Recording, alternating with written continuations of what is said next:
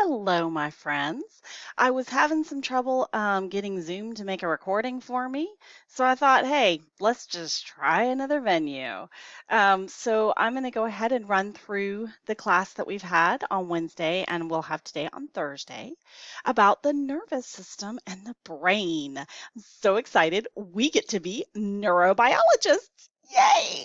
So very exciting now. We're moving into this area and we're going to be touring the brain and nervous system just as you can take tours. For example, this is an Alaska train, so kind of did a travel theme going today.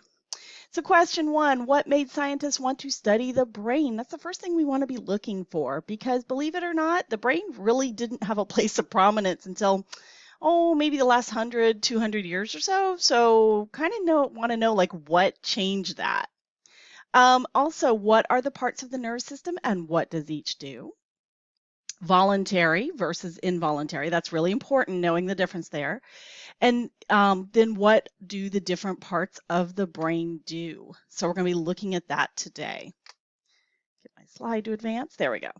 So our tour begins in the year 1848 with the man, Phineas Gage. There's a picture of Mr. Gage. I'll try to move myself there. Okay, there we go. And as you can see, his eye is closed because he is missing the eye. Let me explain what happened to him because it's kind of interesting.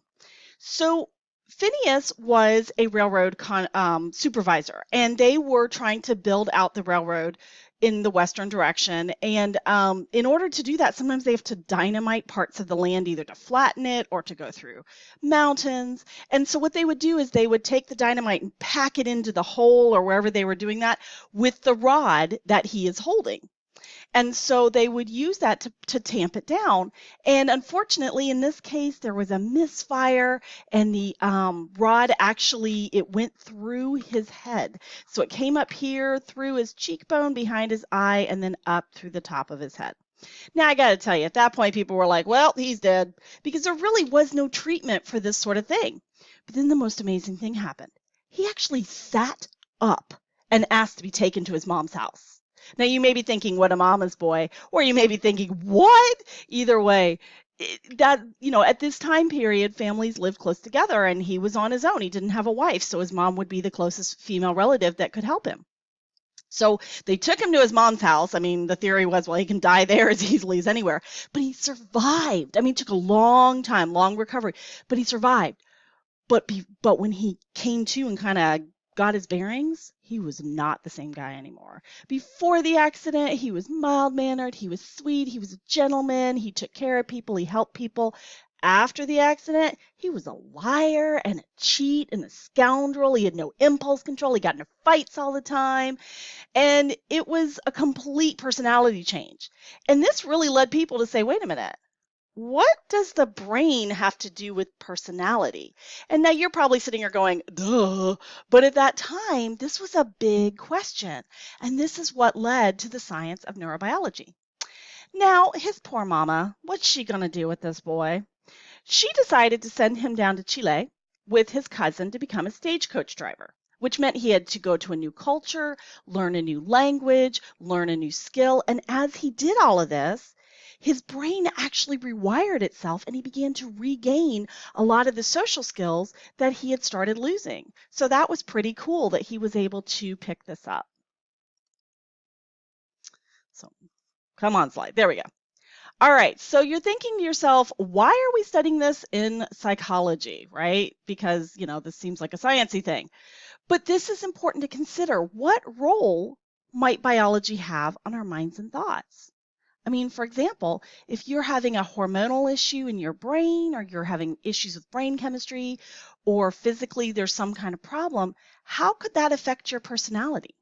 It might limit what you can think about or do, which might limit you in some way. Might also change the way that you see yourself. Another question, sorry, click.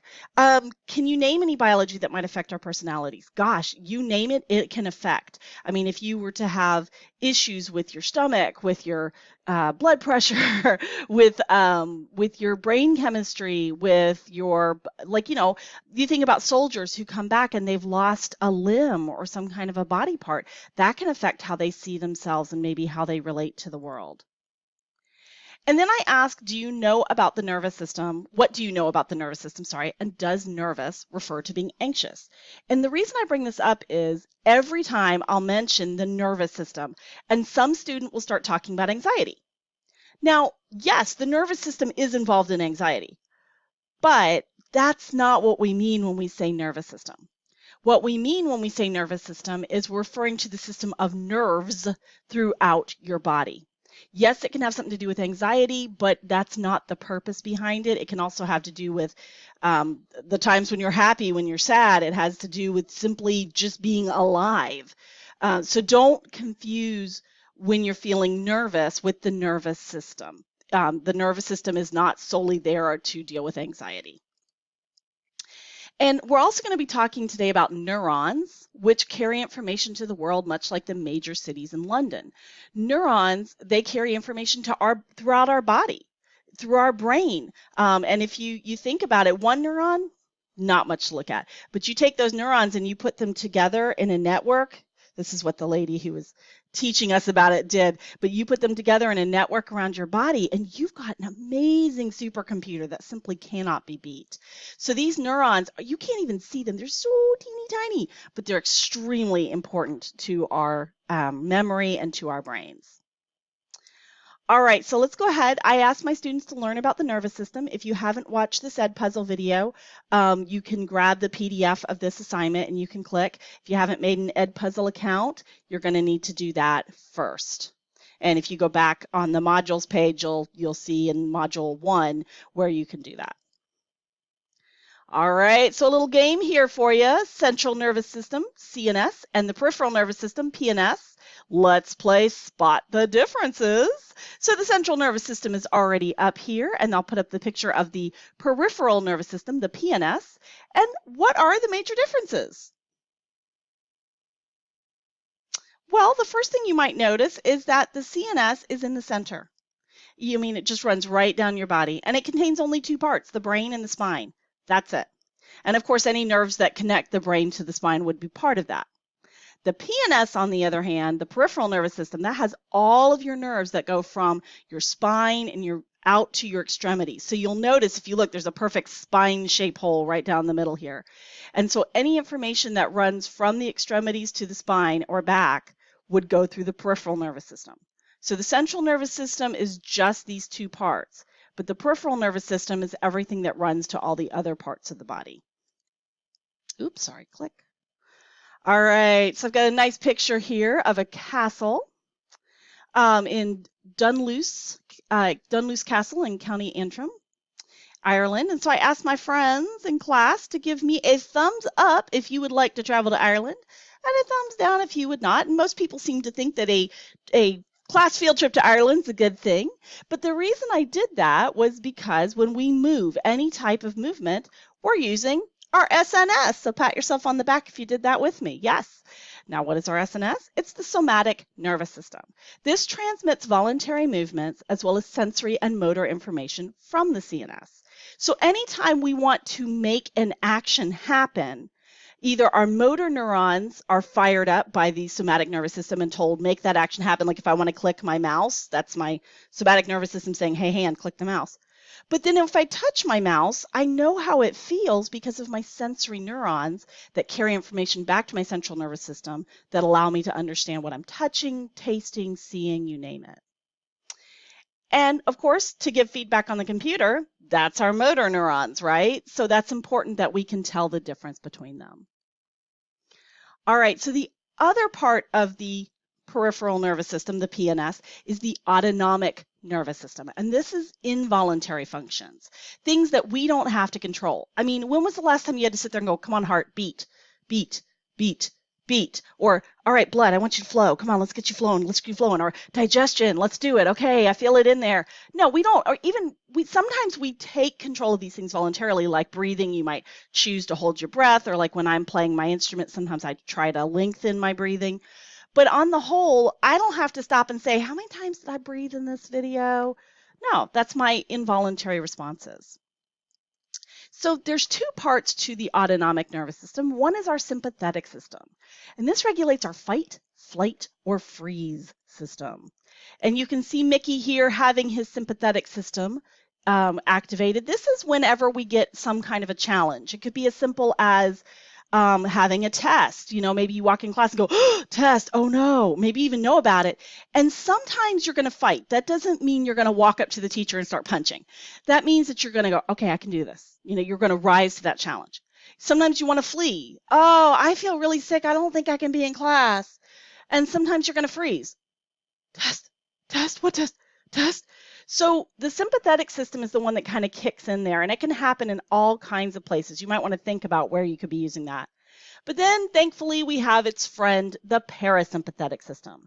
And this is our rest or digest system because it helps maintain normal body functions and conserve our physical resources. So it's like, it's the, you can do this. You can take this test. That's our calm down side. And sometimes, you know, you've had like a big meal, like maybe Goofy did here, and you've got to digest it, and you're feeling really sleepy. Well, that's the parasympathetic system diverting resources to your stomach so that you can digest it. All right. Now, it's really important that when we talk about neurons, those things that, you know, connect and transmit information all over our body, that we recognize that they do this through something called neurotransmitters. Neurotransmitters are chemical messengers, and there's over 100 of these that we've identified.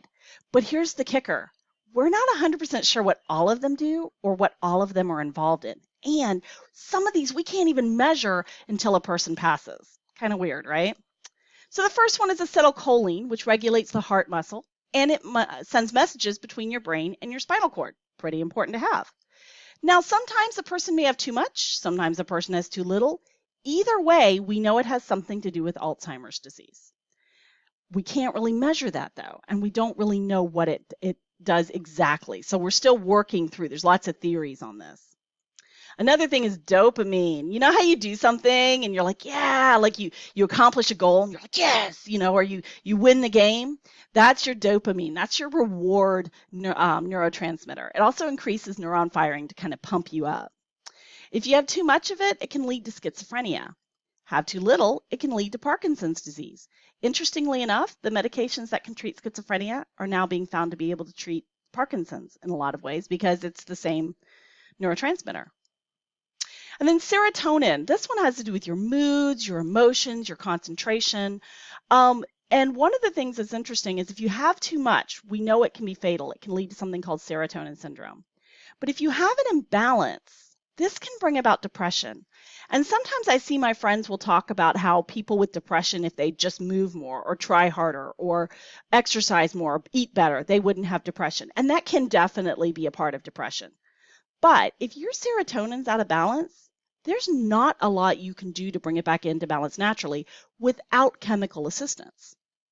And that's why there's a lot of times where people might need to go on like an antidepressant or an anti-anxiety medication just to kind of bring that serotonin back into balance, and then they're able to progress through the mental illness. And neurotransmitters do move information around the brain like the gondolas of Italy. All right, so now let's talk about brain parts. So I'm trying to grab myself and pull myself over here so you can see the beautiful picture in Puerto Rico. The first part is the corpus callosum. Now you may be aware that your brain has a left side and a right side, the left hemisphere and the right hemisphere. But how do those two talk? Well, that's the corpus callosum's job. It creates the bridge. So imagine you're writing a poem that must use rhyming couplets. Your teacher has asked for this poem and you're like, all right, rhyming couplets. Okay. Well, you got to keep track of those details, right? I mean, does red rhyme with dead? What does it rhyme with? How do I use it? So your left brain has to keep track of the details. But maybe your teacher says, I also want some imagery. Well, how are you going to keep track of that? That's your right brain. It gets to be creative and come up with images and stuff like that. So thanks to the corpus callosum, information can travel back and forth from one side to the other, and then it can work together. We also have the cerebellum, which is in the back of your brain right back here. This has to do with both voluntary and involuntary movement.